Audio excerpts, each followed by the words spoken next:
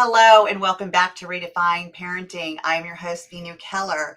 I would like to welcome you to Spanglish World Network and her network on Zingo TV channels 250 and 251.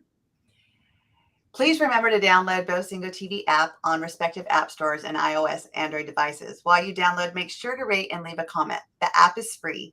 Zingo TV is also available on Google Chromecast, Amazon Fire, Fire Sticks, Roku Sticks, and all smart TVs 2016 and forward.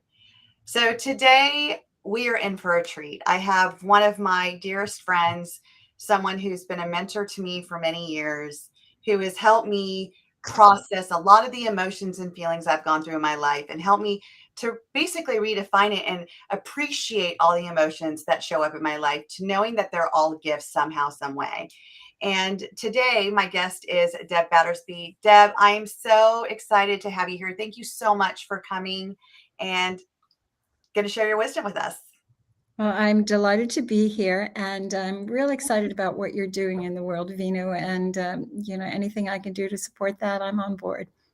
Wonderful. So we're just going to dive in. So I brought Deb here because, being a parent of 6 kids, I can tell you the way I raise my 2 boys is definitely different from the way I'm raising my twins. And I will pat myself on the back for that because I have learned. And if I know better, I do better.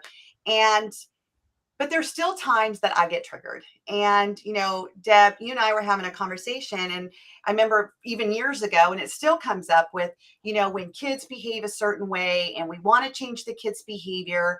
And you've always pointed out something interesting. It's we as parents are just as reactive, and it's our emotions as parents that, we really need to identify versus always trying to change the kids' behavior.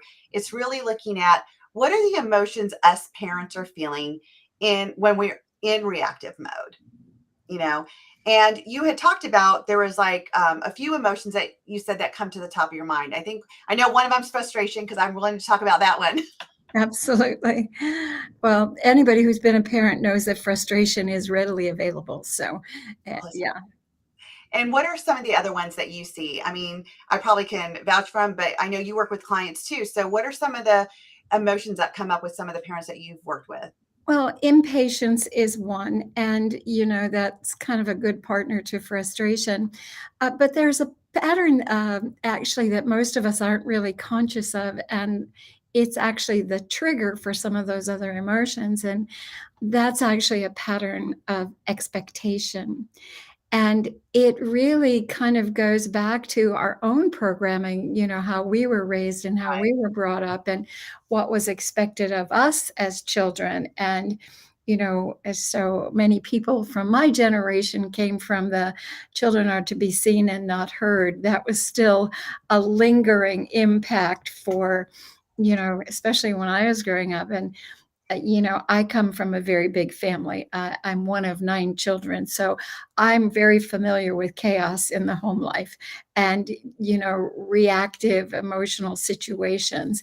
And so it's fascinating because, as parents, as adults, as individuals, we have so many expectations of every single human being that we have interactions with. We, even have expectations on how hospitality staff should treat us and how the wait staff in a restaurant should behave and how, the teachers at the school and the principal, we have expectations of everyone and every role. And we're not always conscious of what those expectations are. And a lot of times we are projecting those expectations onto our children without recognizing that we're doing it and not even knowing what we're expecting of them until they don't meet our expectations. Then upset, anger, frustration, disappointment, all these reactive kind of things show up. And so that's the thing I'd like to invite, us as individuals and parents to look at. What are we expecting from our children and what are we reacting to? Well, let's just take a live scenario. So this literally happened in my home. And, I'm very vulnerable here because I think some of the things that I'm able to help people with is because I go through it, and I'm not, and I'm vulnerable enough to share it. Like, things happen, and that's how I learn. And so my daughter and I, we butt heads a lot. Um, surprise, surprise. She, the twins, it's like if you look at our son, he's just like my husband. If you look at my daughter, she's just like me when it comes to personality. And so imagine that I have the standard of how her room should look, and it's not. And so I have brought everything into the middle of the floor, and I'm upset because we have gone through this so many times. I have cleaned it. I have shown her exactly what I tell my clients. Show your kids what the expectation are. Don't just speak it, because your definition of a clean room is probably different from their expectation of a clean room. But if you get in there and you do it together and you take the time for them also to take pride in it, and also to show them this is clean. This is the expectation, like you were just talking about. And then when it's not met, and then there's lying, right? She's lying because she wants to get out of it. She'd rather have the reward of watching TV or whatever versus taking the time to organize her room. Then I come in and I was like, oh, no, no, no. Like, this is not acceptable. And I'm taking everything out and I'm dumping it out because it's not organized. We spent $200 on these organized boxes. She's supposed to have dolls, doll clothes, everything. I'm coming in there. There's art, there's paint, there's wrappers. And I was like, oh my gosh, how long has this been going on? And it's been okay. So I was beyond frustrated. I Mhm, was I felt frustrated. I felt not definitely not heard by her. I mhm, felt betrayed because she lied mhm, to me, mhm. and she's crying. I'm crying. Like, we're all crying and upset at this point. And so it's really fascinating because you made that behavior mean a whole lot of things. I did. You made that behavior mean that she was disrespectful, that she betrayed you, that that she was not meeting your expectations by telling a lie. And so, the first question that I want to ask is, honestly, what would happen if you didn't have that expectation? Then her room would stay a mess. Yeah, it would. And how much less drama would there be in your world? Well, I don't know. I think that there'd be more drama because then I would feel that I'm not guiding her to create her own standards of what clean is and not. Because if we're not giving something as a comparison of what's clean versus what's dirty, how will they know? How will they And and the interesting thing about that is when she does that, it really is about noticing what is the emotion that you feed back to her. When you feel betrayed, that is an intense emotion, right? know? And so her so-called misbehavior is, by not complying with what you want, has set up a feeling within you of betrayal. Do you honestly think that that child intended to betray you? I mean, I think that she tried to be dishonest. Yes, and you made that mean what? Well, I think dishonesty is betray. Like, when Yeah, you're dishonest, like, so. exactly. And so what you're saying is because you have rules around that, and Mhm. when that rule isn't met, then the emotion that comes from you is betrayal. Now, betrayal is an intense emotion. So if energetically you're in a space of betrayal, what do you think that does to the dynamic between you and Sage? It definitely puts a lot of, there's a huge gap now. Mhm. She's And scared, she's sad, she's having her intense emotion, and that's why I bring this up, because I want the listeners to know that this is what happens and this is yeah, real. And, I could have all the tools in the toolbox that I have, and yet when I am with my child, I'm not a coach. I'm a mom who's going through, like, I right. wanna teach her, I wanna show her. And so why I'm bringing this up for our listeners is because I want them to be able to relate, like, wow, this is happening to me. So Of course. you know, But the thing to become aware of is what it triggers within you. right. And the energy of betrayal is intense. And that obviously gives off a vibe, which sets up that fear and that separateness. And so, what would happen if that rule wasn't about betrayal? That what if that rule was about, okay, she's trying to pull a fast one, or she's trying to get something over on me, or she really thinks that she can, manipulate or control. Mhm. What if it was a different emotion than betrayal? It would And feel lighter. it would Definitely feel lighter. exactly. And so what if it was, what if you could choose in that moment curiosity over betrayal? And how would that change the dynamic for you, first of all? So, first of all, I love that because my listeners know I always say curiosity, not critical. So, curiosity would bring me more into an inquisitive, into wonder, into it would take me out of stress and anger, and it would bring Mm. me maybe even into playful. Because as soon as you said, like, oh, she pulled a fast one on me, oh, she's being a little cheeky, Yeah, it would have been a different feeling in that room, probably not so intense. I probably wouldn't have went to intense. right. Exactly, exactly. And what I'm saying is whatever we're reacting to is because there's an expectation or a rule that we have that we don't even know we have, that we're reacting to in a way that, like you said, produces anger. Hmm. And that feeling of betrayal and that feeling of so when you feel angry and you feel like you've been betrayed, what does that mean? What does that mean about your relationship with your daughter? Mm, So these are things that are going on a subconscious level that you're not processing, I'm but not. I but didn't your think about it. but your body is processing all of it, right? Yes.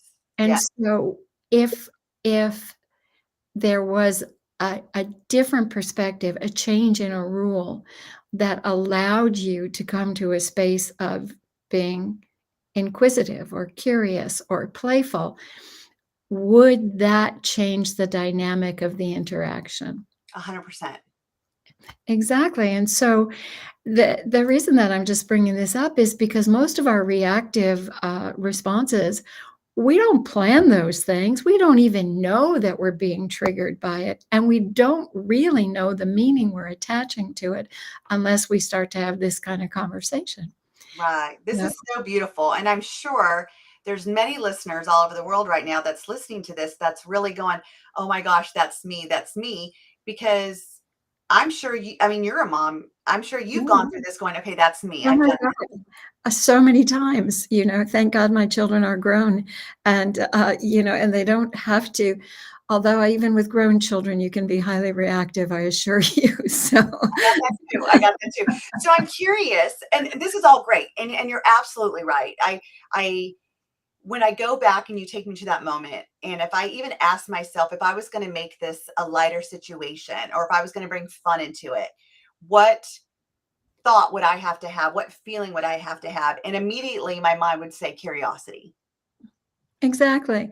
And the whole thing is, Vina, is that you identified that it was attached to a rule that you have about the way that your daughter should communicate with you, and that lying is the ultimate betrayal. And because honesty is my top value. Hmm. And yet, could you teach honesty without throwing in the whole idea, the concept of betrayal? Absolutely. Absolutely. Exactly. Absolutely. And so that sense of betrayal goes back to an old pattern of your own, an old wound that's so, deep subconsciously, you don't know why you're reacting to this. And and so as parents, half the time we're reacting to our own wounds and our own judgments from childhood. And how many times have you heard a parent say that, oh, my mom and dad this and did this, and I'll never do that. I'll never be that way, only to find yourself be in that way. repeating the Mhm. same strategies and the same behaviors.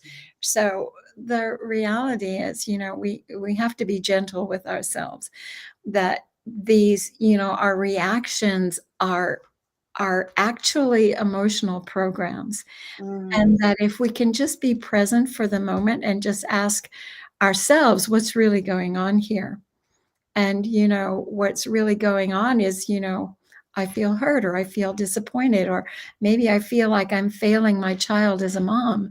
What's really going on here? So if we can be present with ourselves enough to just ask that question, we can get more honest with our own feelings and then start to ask, okay, what are my rules around that? right. And I And think this is so, so important because, you know, um, this happens all the time when especially I see it with the child-parent relationship. And, what's interesting is because my whole show, this is all about I bring people like you and other people on so we can help give kids a childhood they won't have to heal from. And if us parents can do better and we can recognize that, okay, I'm having this emotion right now, what are the rules around it? And if I was going to bring curiosity into it, if I was going to bring fun into it, how would that change the dynamics of the communication in that moment? How could I teach her honesty without the intense negative feeling of betrayal attached to it? Where mhm, now honesty is attached to devastation versus that I was just trying to get away with it, mom. I just wanted to watch TV, you know, and I made it something different. So, and again, for my listeners out there, I just want you to know I'm being vulnerable because I want you to know that we all go through this, that absolutely. there is not one of us on this earth that can say, I am the perfect parent because there's no such thing. We're all Yeah. here growing together. We're all here learning different opportunities, different strategies. And that's why I brought you, Deb, because to me, you are a master at helping us figure out the emotions that run through our body, where we feel them, how we feel them, what's the gift that we feel. A lot of us grow up to say, hey, I'm a mom. I can't feel sad in front of you. I can't feel mad in front of you. I can't feel disappointed in front of you. Like, I am not allowed to have any of these quote unquote negative emotions. I didn't even realize that there's no such thing as a negative emotion. We feel something, it has a meaning to it, and it has a gift and a lesson of why it comes to serve us. And so that just brings me to another point because I really want to brag about you for a second, Deb. Um, when you created, which is now called the Freedom Point, when I learned it was the emotional matrix, and the creation of helping people get out of physical ailment that is attached to the emotions that we have carried, plus the rules that Yeah, keep them there and keep them yeah. closed, plus the definitions of what's bad and what's good. And you've really been able to create a process of helping people in all aspects understand that our emotions are here to serve us. And what I love about your work is that I use it with the kids I coach, I use it with the families I coach, because doing what you just did with me, that did not take long at all, is such a gift to give to people. Because what I have seen, and I'm sure you can concur, is that a lot of people like to stay in certain emotions. Mhm. They get a lot of worth and significance, certainty out of it, and they Well, don't know how to be outside of it. the reality is most of the emotions that we retreat to as our kind of our go-to, we do that because they work. Mhm. We do that because those patterns have helped us get certain results throughout our lives. So they become like automatic go-tos on a subconscious level. And so even the frustration has an upside to it. It has an energy and an intensity to it. And oftentimes, frustration gives you the power to confront something that you might not otherwise confront. Anger has a similar kind of power behind it. In fact, anger is one of the most powerful energetic resources you can call on. Because when you get really mad about something, you've got a fire in you to do something about it. And so often, it's an easy retreat to anger Mhm. to get an outcome. And we've learned this throughout our lives. So there's always an upside to it. But there is a downside to anger because it is intense. Number one, it's actually intense for the person experiencing it because it releases a lot of stress chemicals in the body. Hmm. It also can be very damaging to relationships, and it can actually be even damaging to your own sense of self. The belief that, what, I can't control my anger, or my anger gets out of control and other people get hurt. So, the things that we sometimes call negative emotions have a lot of power behind them.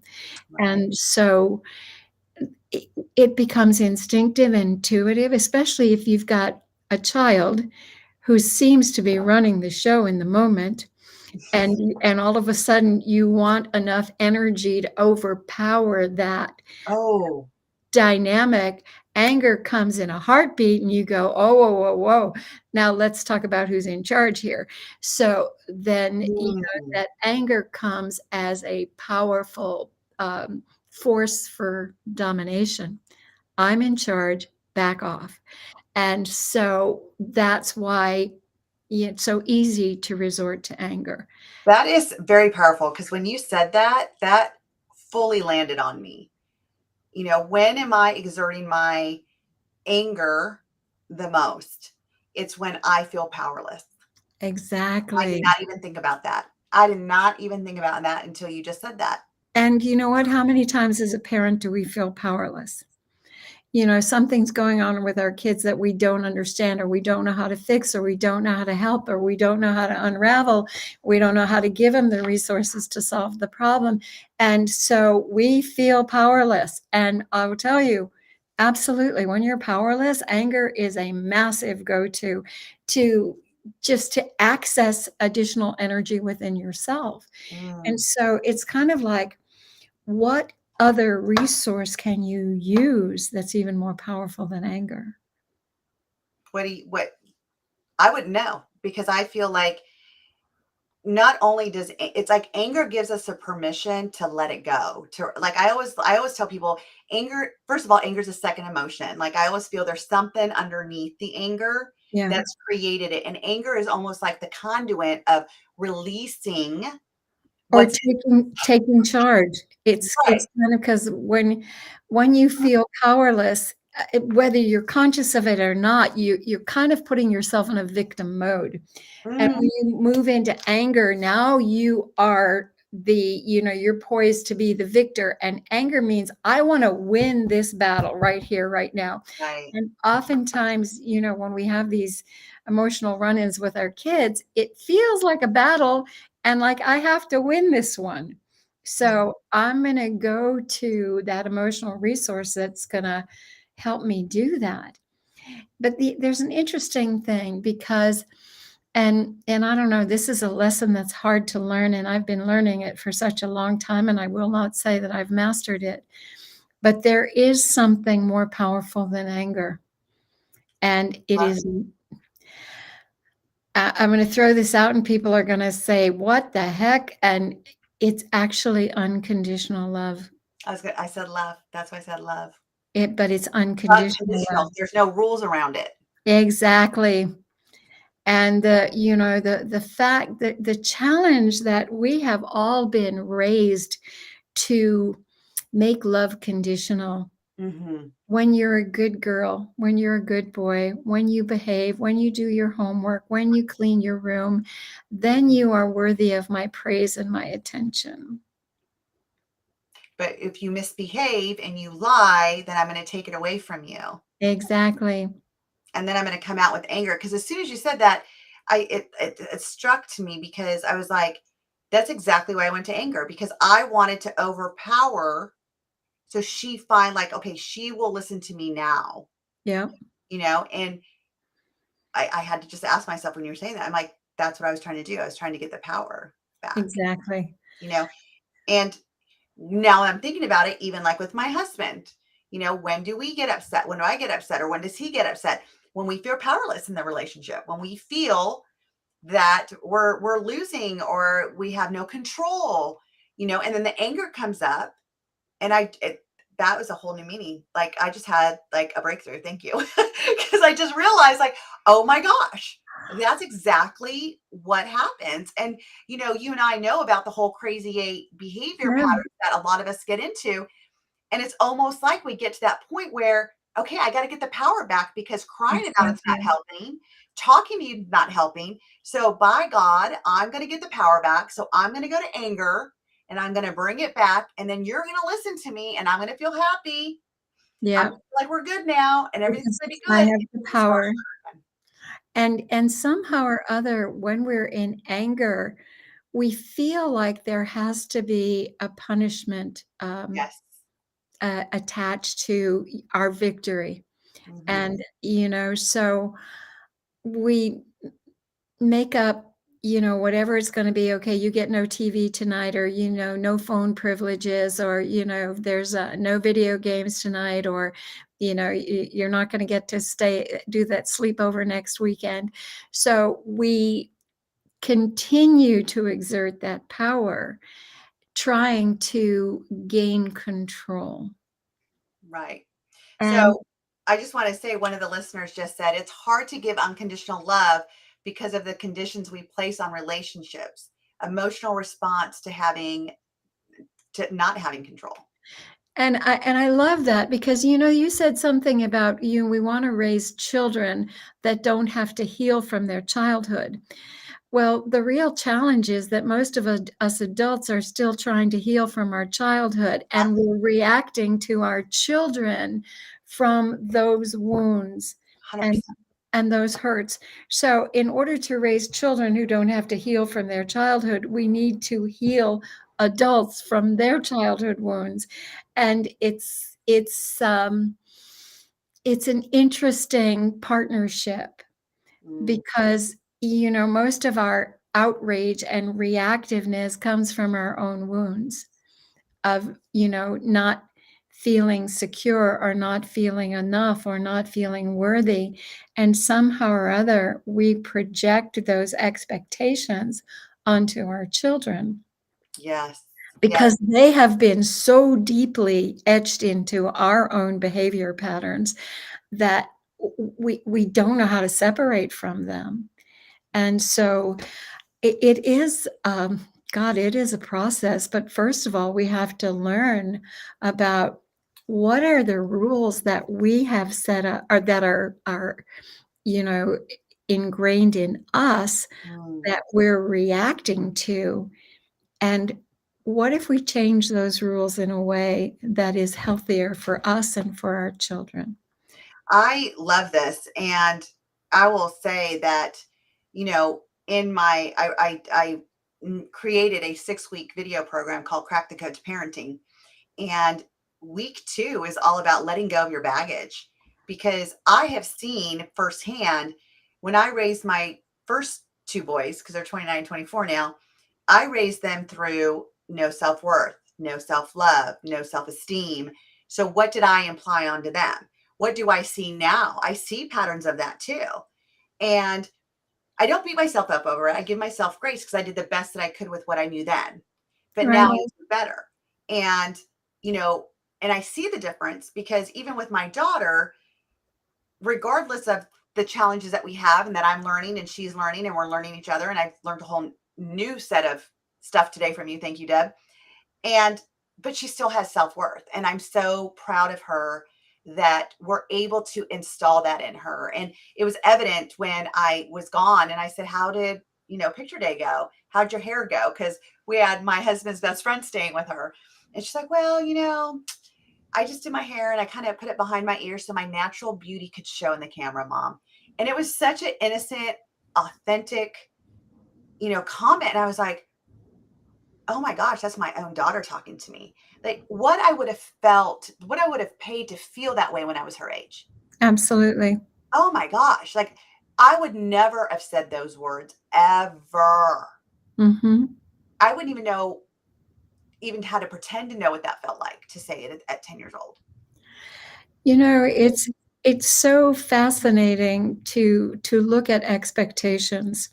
And, this obviously is a slight departure from parenting, but I actually had a client session today, not 2 hours ago, about expectations, and it was from a gentleman who, runs an insurance agency, and he was talking about being disappointed with certain members of his staff, and that he was and, I've worked with this particular, couple for a while now, so we're very used to exploring patterns of reaction, and so he was talking about frustration and judgment and, not like, I feel like some of these people aren't worth my time. Mm, And, he said, what do I do with that? And I said, quite honestly, I said, what you're really struggling is patterns of expectation and mm, unmet expectation and how you react to that. And and I'm gonna share something with you because I found it extremely profound in the working through this particular session. And, when we're communicating with this emotional construct of expectation and unmet expectation, and, what was the uh, and self-expectation. And so, I want to make this point very clear to our listeners. Self-expectation, because what is it that you expect of yourself, and what are you disappointed with in terms of what you expect that you haven't fulfilled? Because that is probably the foundation of your frustration. That this is what I expect of myself. I expect myself to perform at this level all the time. I expect myself to behave this way, to produce this result, etc. And so in the conversation, I was asking him, okay, what happens if you don't fulfill those expectations? And the whole thing of self-expectation, the upside of it was intended for him to fulfill the expectations of his parents and his teachers and, the people who, nurtured him. And then I said, "What would it mean if you didn't fulfill their expectations?" And what came up was it meant that I wouldn't be worthy or deserving of their time or their effort. And I said, "So what's the downside of this self-expectation?" And, what came up was that there will never be enough performance. There will never be enough achievement. There will never be enough success to feel worthy and deserving of that love and attention. And so and I'm sharing this because underneath all of that, for most of us, is the same driver. yeah. That if we don't deliver to the people who have such high expectations of us, that we are not worthy of their love and attention and time and nurturing and caring. And so I asked, and you're familiar with my work. So, in the process, I asked, what emotional resource would you need to call upon in order to know that you're worthy and deserving? Wow. What would you have to call upon? And in this particular case, his answer was unwavering faith. And that, and I thought, wow, that's pretty deep for, a response. But uh, and what happened when we were able to access unwavering faith and for him to actually draw that into his nervous system and experience it, the the shift was so powerful and so emotional and almost uh, uh, like such a transformative shift that he sobbed and sobbed and sobbed because of the difference in how he felt. And Mm. I said, "So when unwavering faith is present, what happens to expectation?" And his answer was, "There is none." Right. There's no agenda. Deb, just hearing the story brings up a great point, though, because you kind of said it when you're giving the explanation of, having when people that you love have expectations and you can't meet them, then you can't get their love. Basically, you're going to miss out on Mhm. their love if you don't meet their expectation. And I feel that that's what a lot of us parents have done. I know that I used to do that to my older kids, and apparently I did it to my younger ones. I didn't even know I was doing it, but intentionally with my older ones, like, these are the expectations. If you want, and I didn't look at it as taking love away. But then when you talk about the unconditional love, you're right. If you do what I say, I'm going to love you. I'm going to give you whatever you want. Yes, yes, yes. The minute you don't meet my expectations, no, no, no, you may not give me your phone, Right. whatever. And so we are training our kids to be like this gentleman. So when they grow up, it's going to be the same meaning of, I didn't reach the expectation of the people who are supposed to love me unconditionally. So that means that I'm not even going to get your unconditional love because I had Exactly. to earn it. Exactly, honey, because and what we are teaching, whether we recognize it or not, is we're teaching that love is and acceptance is conditional. And, so much of, the movement of particularly young people and, you know, just identifying themselves as not traditional, stereotypes as, whether they're trans or bi or he or she or they or whatever, that they are demanding unconditional acceptance. And they're actually kind of leading the way in creating that in this generation. And although there are, that's only a small piece of the population, but that in itself is a breakthrough in unconditional acceptance. And yet you look at social media and you look at the influence that is exerted on these young people, Mm. and you realize that social media is defining the expectations and the Exactly. rules and the boundaries, and that it's more pressure than it's ever been because now not only do your parents get to determine, whether you're loved and accepted and whether you behave and what you're going to get if you do behave. There's a whole milieu of influences out there that are telling you whether or not you are acceptable. Right. Right. And so it's almost like beyond the parents wanting the power, social media. It's Oh like, my where god. are we putting the power? I It's know. everywhere but where it needs to be. But so I have a question, because Yes. what about those that have kids that are, like, say, have been addicted to drugs, and you say, you know what, I'm going to do the tough love, because most parents will enable it first because they love their kid. They're going to save them. They're going to get them through this. And every time they go through that disappointment and they get to that point where, like, you know what, you can't come back. Like, I have to draw the line. And then the parents feel guilt, right? Yeah. Because now their Well, kid's on that side of the street, and it's your child. Like, how do you so when we're talking about these reactive behaviors, how do you help someone that is going through challenges like that with older kids, older teenagers, young adults? yes. And it doesn't have to be drug addiction. It can be anything where that Yes. parent guilt shows up. Yeah, and it's kind of like, it doesn't matter it's if you feel like your children are straying and moving in a direction that's unhealthy for them. My gosh, there's a whole sector of society that is there to help those people find their way back because it is such a huge issue. And I think part of it is really trying to understand what is it that these kids are really looking for. Mm, Any form of addiction is an escape of some kind, right.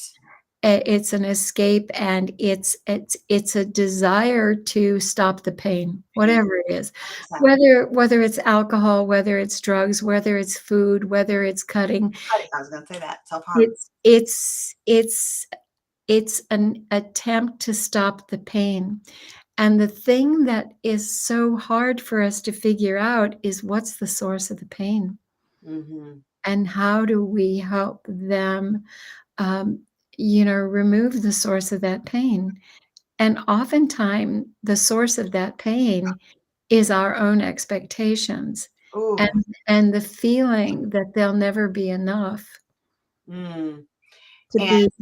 I can And see that. I can see that even with my own brother. Like, my brother was an addict. He passed away last year, and it was my mom who mourned him because, like, they had no relationship. There was a mm, lot of hatred and whatnot, but I don't think it was hatred. I think he was so hurt that my mom was not enabling it. My mom wasn't saying, "Oh, come stay at our house even though you're high." She put her foot down and said, "Absolutely not. I love you mhm, too much to let you stay here and keep doing this. Like, if you want to get help, I'll pay for your help. If you want, but yeah, to keep coming in and using my house as a revolving door." And so now my mom looks back because she can't make amends now. And there's yeah. even more guilt for her. And I've tried to help her understand that it's not that he hated you. He was so hurt and he did not know how to express it.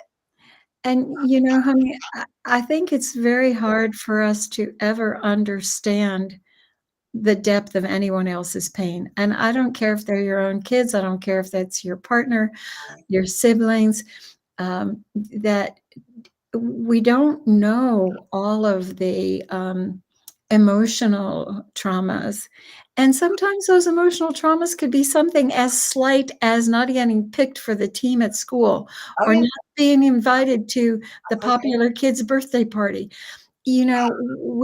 We're such, um, vulnerable creatures when it comes to emotions, and some of us develop tough skins and some of us don't. And, this is, my God, I wish I could answer this question in one conversation, but I don't feel that I have enough insight on that. But I do know that unconditional love is more powerful than anything else, and from that space, I think we can be more open to discovering what the real pain is, even if we're part of it. Do you know what I mean? Yes, no, I agree with you. I was just sitting here thinking also, going back to everything, like everything just kind of comes under expectation. Like, I was even thinking about, you know, so one of the things that I do with parents is teaching them to create that open, safe, and trusting space between them and their children. So their children can come to them and say, "Look, I wasn't invited to the popular kids party, and this is how I'm feeling about it," and not feel the parents are going to say, "Well, why not? Should I call their parents?" Like, "Well, what's wrong?" Like, and make other, because the parents now have a story about it too, because they have a different expectation. Oh, sure, and the parents feel rejected as well, Right. and so then there's an emotional thing on that side, so then there's But even disappointment, like, a where does, like, I was thinking that if kids, and this is the biggest thing that I get from my clients, because I coach many kids during the week. And here's the underlining feeling. They're afraid to disappoint their parents. Mhm, So I said, "Well, did you share this with your parents?" They're like, "No." I said, "You do you not want your parents to know?" They're like, "Nope." And I said, "Well, what would it mean if you told your parents this? Like, what would be the outcome?" "Oh, no, no, no, no, no, no. I wouldn't want to disappoint them." Like, that's the last thing a child wants to do, is disappoint their parents. sure. And half the time, if they feel like they're rejected outside of the home, they don't want their parents to know because the parents will take that very personally, and the kids know it. Right. It's kinda like, "Well, what do you mean my kids aren't good enough?" Right. And if my kids aren't good enough, then somehow or other, that's a reflection on me. So, when your child is rejected, the the real emotion behind that is, feeling rejected yourself, Right. that.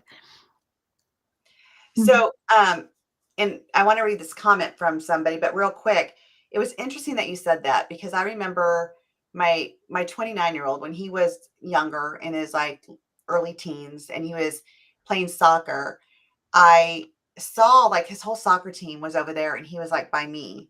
And I'm like, don't you want to go sit with your friends? And he's like, no. He's like, Mom, stop looking over there. Mom, stop. And I started hurting because I felt very rejected, ostracized when I was growing up. I went through the feelings that I had again for him, Yeah. and it was Mhm. more intense. Mhm. I'm like, oh gosh, did I Yeah. rub off on him? Like, did I give him the Well, tree of not feeling enough? And like, oh my gosh, when there was so much sadness, I felt that. I like to this day, I still remember it. Like it really affects me because I was like, oh my and gosh, and then we feel like a complete failure as a parent because 'cause we're supposed to protect our child from that, you know? So, you went through that pain, you had those wounds, and there was no one there to buffer you or protect you from it. So you think, oh, I'm going to, be able to do that for my children. And you realize that most of the time you don't even know what they're going through. right, right.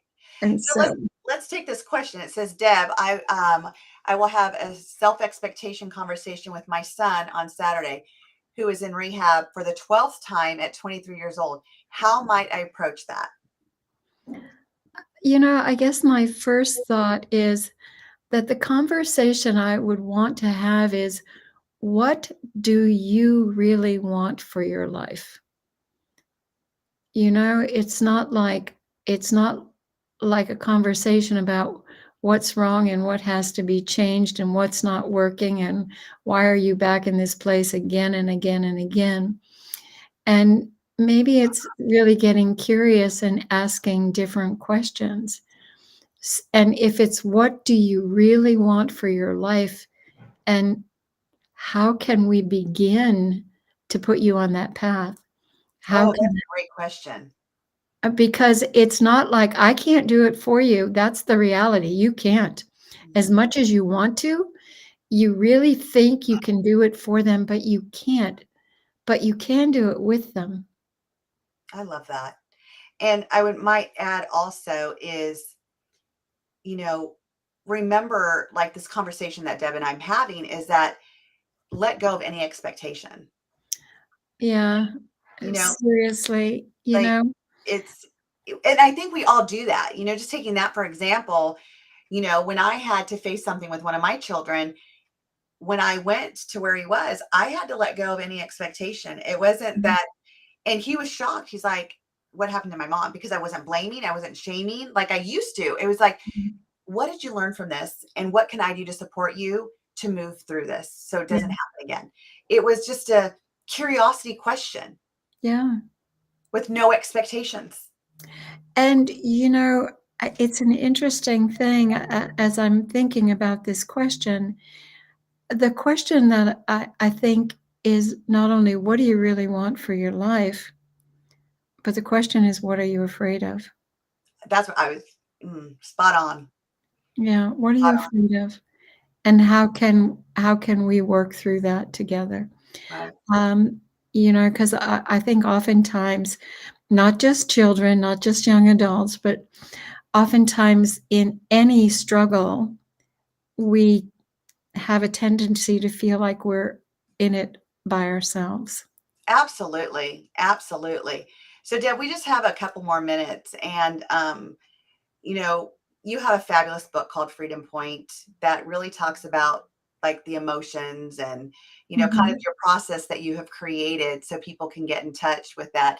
If anyone wanted to get in touch with you, maybe to do one of these sessions because maybe they are burdened with a lot of emotions, they just really need to work through them and find that freedom. mhm. How would they be able to find you?